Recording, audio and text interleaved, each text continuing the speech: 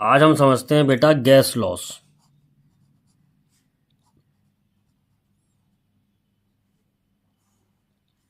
सबसे पहले समझते हैं Boyle's law.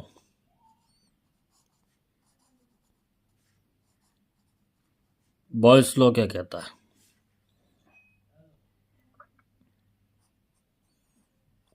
For a given mass of gas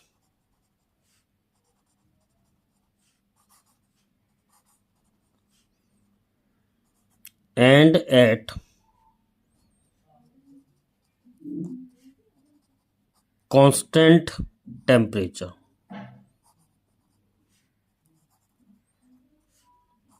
pressure of a gas is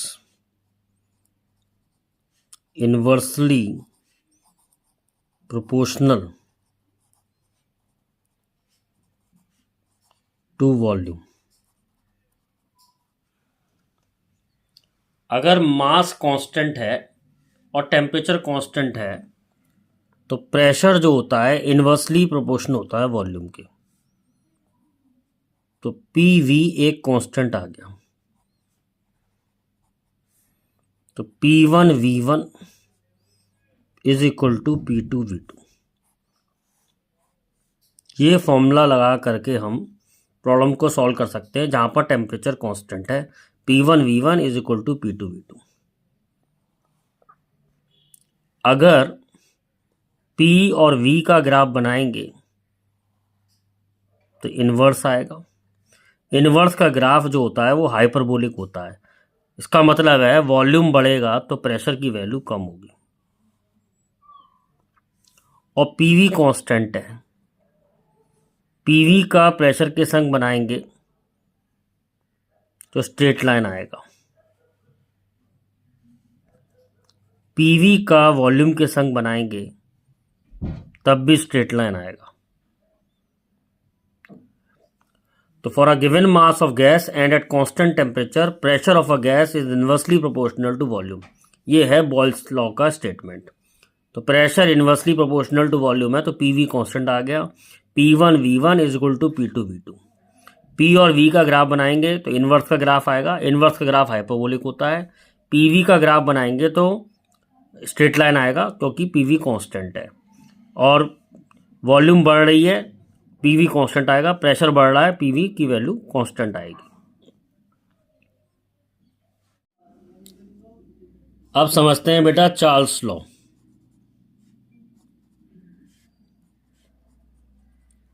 for a given mass of gas, for a given mass of gas and at constant pressure,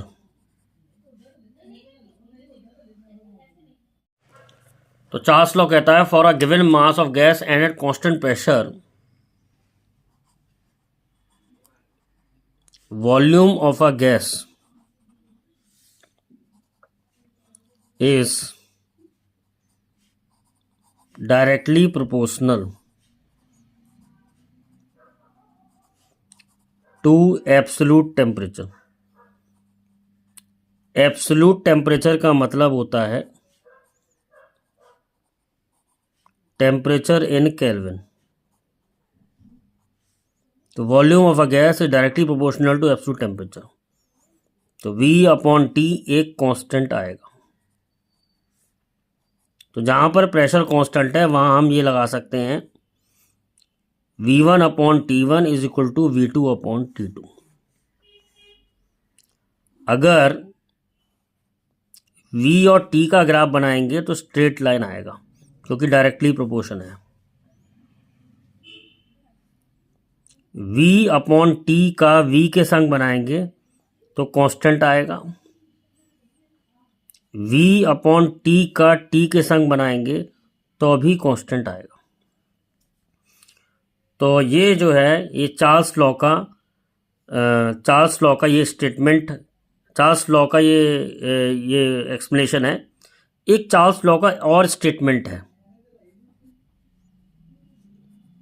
जो दूसरा statement है वही उसका असली स्टेटमेंट है। For a given mass of gas,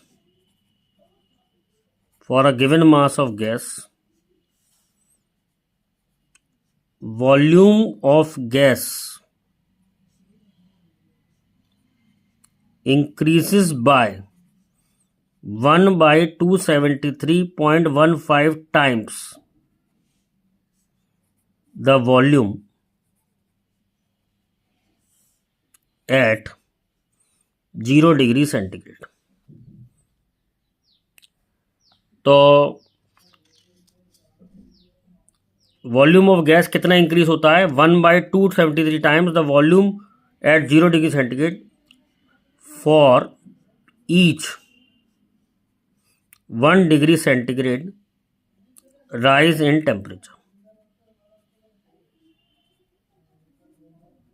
for each 1 degree centigrade rise in temperature, ये कहा था हमें चार्ल्स ने।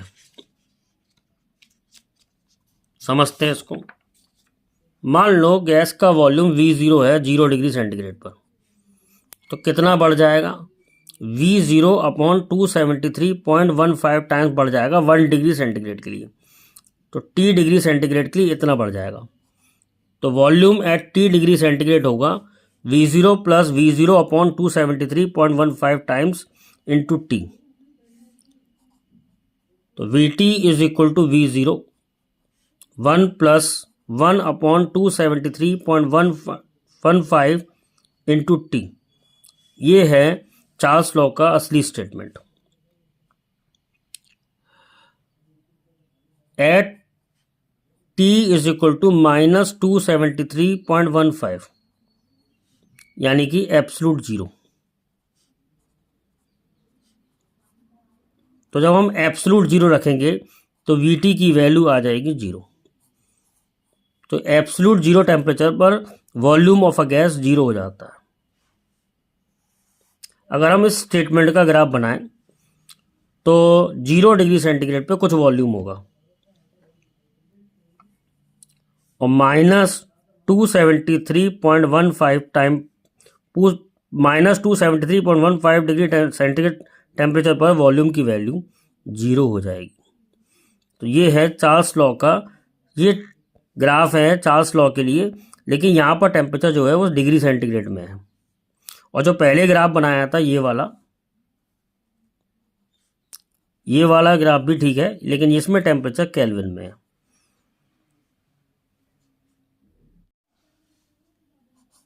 अब हम समझते हैं pressure law.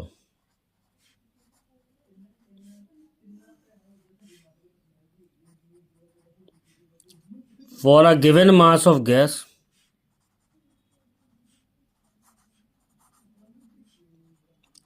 and at constant volume, pressure of a gas is directly proportional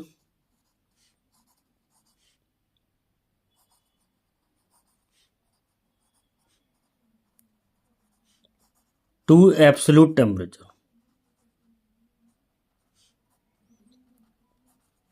तो प्रेशर जो है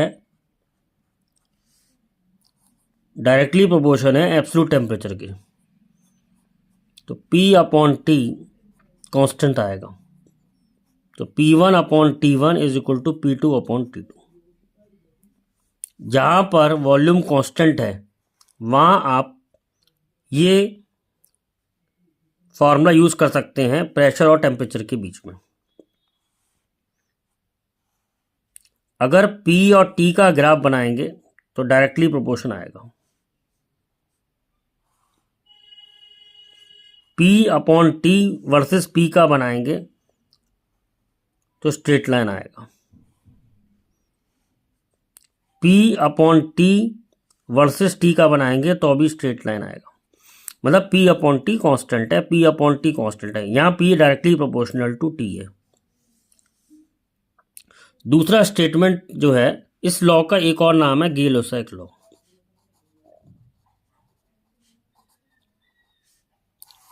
एक और नाम है एमेटॉन्स law.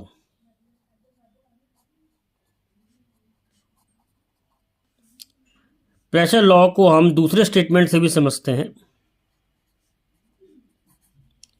For a given mass of gas and at constant volume, pressure of a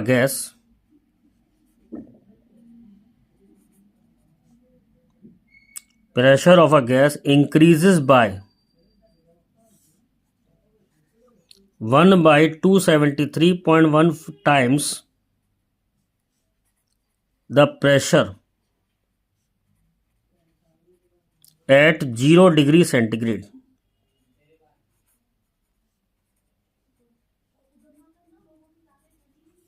For each 1 degree centigrade rise in temperature. तो ये statement बिल्कुल चार्ल्स लॉ जैसा ही स्टेटमेंट है कि कितना प्रेशर बढ़ जाता है 0 डिग्री से। इसको फॉर्मूले के रूप में समझते हैं। मान लो P0 जो है प्रेशर एट 0 डिग्री सेंटीग्रेड, तो 1 डिग्री सेंटीग्रेड के लिए कितना प्रेशर बढ़ेगा? 1 by 273.15 times pressure at 0 degree centigrade, और T डिग्री सेंटीग्रेड के लिए इतना बढ़ जाएगा। तो total pressure T degree centigrade पे इतना होगा। तो PT is equal to P0 1 plus 1 upon 273.15 into T। ये फॉर्मूला बन गया। इसको ऐसे भी बताते हैं PT is equal to P0 1 plus beta T। Beta को बोलते हैं प्रेशर कोफिशिएंट।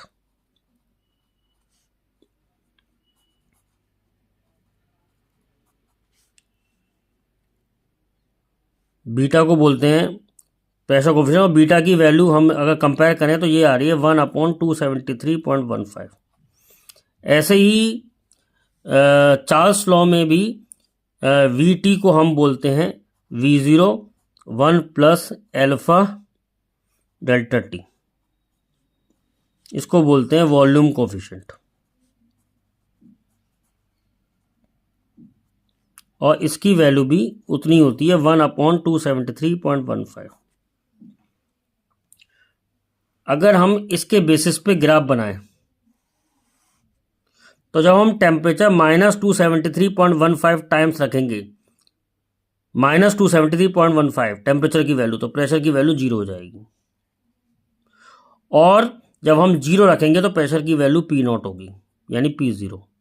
तो ये ग्राफ भी स्ट्रेट लाइन आएगा क्योंकि ये स्ट्रेट लाइन की इक्वेशन है। ये ग्राफ भी स्ट्रेट लाइन आएगा क्योंकि ये स्ट्रेट लाइन की इक्वेशन है। Pressure versus temperature, -273.15 degree centigrade पर प्रेशर की वैल्यू जो है वो 0 हो जाएगी। जो पहले ग्राफ बनाया था वो केल्विन में बनाया था टेम्परेचर। अगर टेम्परेचर केल्विन में तो यहाँ से स्टार्ट होगा क्योंकि ये 0 केल्विन है। इससे कम टेम्परेचर पॉसिबल नहीं होता, इससे कम टेम्परेचर पॉसिबल नहीं होता। तो ये जो ग्राफ है, ये ग्राफ है केल्विन, टेम्परेचर इन केल्विन, और ये ग्राफ है टेम्परेचर इन डिग्री सेंटीग्रेड। अब हम समझते हैं Avogadro law.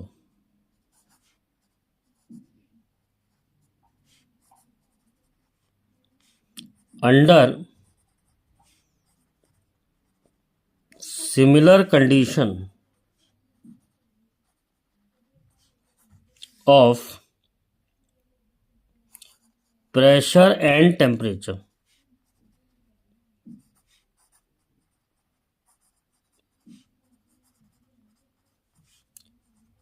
equal volume of gas contains equal number of molecules।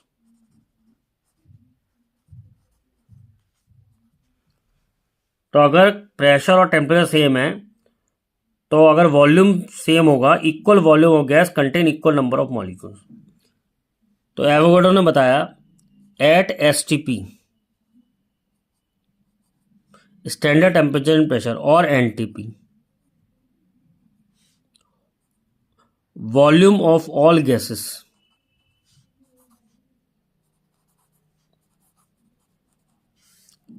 Is 22.4 litre. और इसने एक बात और बताई, 1 mole of gas will contain 6.02 into 10⁻23 molecules. इसको एवोगाड्रो नंबर भी कहते हैं।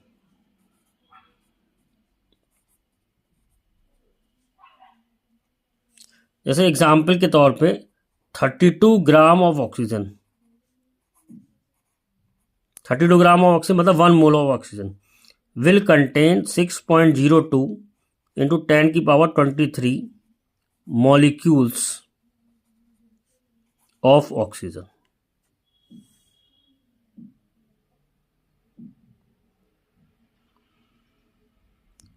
Eight STP. ऐसे ही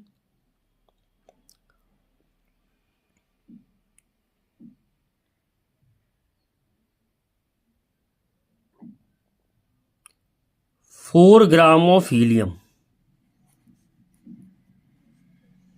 will contain 6.02 into 10⁻23 atoms of helium. यहाँ पर मैंने एटम्स इसलिए लिखा है क्योंकि हीलियम मोनोटॉमिक है और ऑक्सीजन डायटोमिक है। तो ऑक्सीजन के तो मॉलिक्यूल्स होंगे, लेकिन हीलियम के इतने एटम्स होंगे at STP. 4 gram of helium will contain this much atoms of helium at STP. तो 1 mole of anything is equal to 6.02 into 10⁻23। ये बताया उसने। अगर मॉलिक्यूल होंगे तो इतने मॉलिक्यूल्स होंगे, अगर एटम होंगे तो इतने एटम्स होंगे, अगर पार्टिकल्स होंगे तो इतने पार्टिकल्स होंगे 1 मोल के अंदर। एवोगाड्रो ने ये बताया। अब हम समझते हैं Dalton's law of partial pressure. Dalton's law of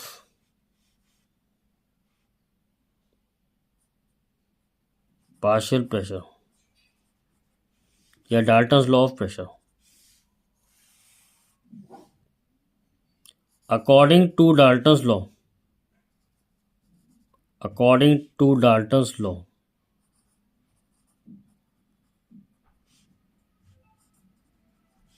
pressure exerted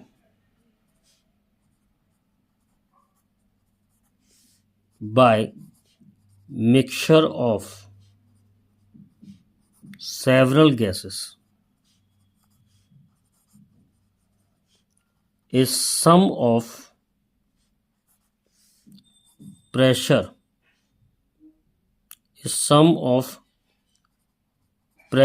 exerted by each gas provided it occupies same volume as mixture, which is also called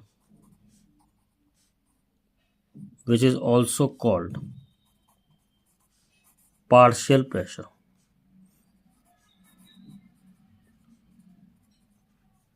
तो प्रेशर जो होता है,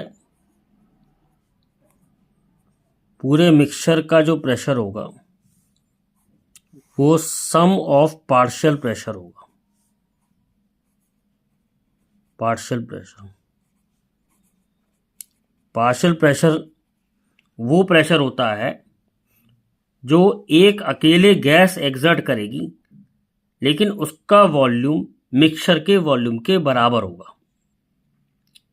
उसका वॉल्यूम मिक्सचर के वॉल्यूम के बराबर होगा। और टेम्परेचर इसमें फिक्स होना चाहिए।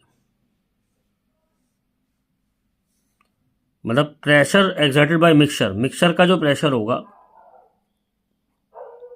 वो हर एक गैस का प्रेशर ऐड कर देंगे, और ये जो प्रेशर होगा ये पार्शियल प्रेशर होगा। पार्शियल प्रेशर का मतलब होता है गैस का प्रेशर जब उसका वॉल्यूम मिक्सचर के वॉल्यूम के बराबर हो।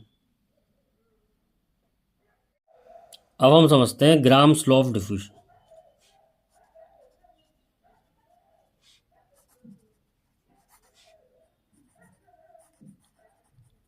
ये डिफ्यूजन भी हो सकता है और एफ्यूजन भी हो सकता है।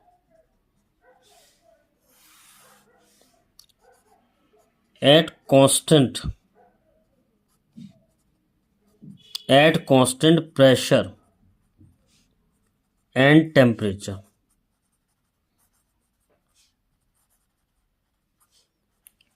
rate of diffusion is inversely proportional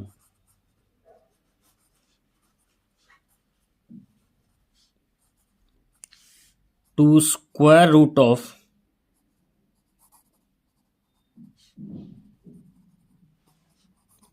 density और molecular weight। तो रेट ऑफ डिफ्यूजन है स्क्वायर रूट ऑफ डेंसिटी या rate of diffusion square root of molecular weight. तो R1 upon R2 is equal to M2 upon M1 under root of M2 upon M1 under root of D2 upon D1। जैसे compare करें, एक लें helium और एक लें oxygen. तो helium का मॉलिक्यूलर वेट 4, ऑक्सीजन का मॉलिक्यूलर वेट 32। ऑक्सीजन का मॉलिक्यूलर वेट 32। तो rate of helium upon rate of oxygen solve करके आ रहा √8। तो rate of helium is equal to 2√2 times rate of oxygen. यानी हीलियम हल्की गैस है, उसकी डिफ्यूजन की रेट ऑक्सीजन की डिफ्यूजन की रेट से 2√2 टाइम्स फास्ट होगी। ये हमको बताया ग्राम्स ने। प्रेशर और टेम्परेचर अगर कांस्टेंट हैं तो rate of diffusion is inversely proportional to square root of density या मॉलिक्यूलर वेट, क्योंकि मॉलिक्यूलर वेट होता है 2 इंटू वेपर डेंसिटी। तो 2 तो कांस्टेंट है, तो rate inversely proportional to square root of density और rate inversely proportional to molecular weight. तो R1 अपॉन R2 आ रहा है under root of M2 by M1 under root of D2 by D1। मैंने दो की रेट कंपेयर करके दिखाई है। Rate of helium upon rate of oxygen 32 upon 4 का रूट। तो helium will diffuse 2√2 times faster than oxygen. ये प्रूफ हो गया यहाँ से।